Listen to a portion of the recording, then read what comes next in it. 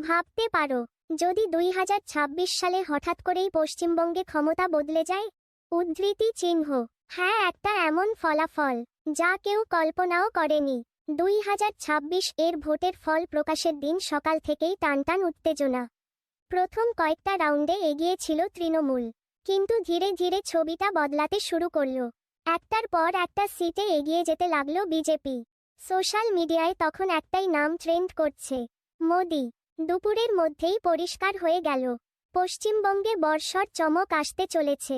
শেষমেশ ফলাফল, বিজেপি পেয়ে গেল সংখ্যাগরিষ্ঠতা। পুরো দেশ অবাক, কারণ এই ফলাফল কেউই আশা করেনি। তারপর কি হলো জানো? কলকাতার রাস্তায় শুরু হলো সেলিব্রেশন। আবার অন্যদিকে অনেক জায়গায় দেখা গেল হতাশার ছবি। রাজনীতির এই বড় পরিবর্তন পশ্চিমবঙ্গের ভবিষ্যৎকে কোথায় নিয়ে যাবে, সেটাই এখন বড় প্রশ্ন। এটা কি নতুন উন্নয়নের শুরু, নাকি নতুন চ্যালেঞ্জের? তোমার কি মনে হয়? কমেন্টে জানাও। এই রকম আরও ইন্টারেস্টিং হোয়াট ইফ ভিডিও দেখতে চাইলে চ্যানেলটা সাবস্ক্রাইব করে দাও। ভিডিওটা ভালো লাগলে একটা লাইক করো।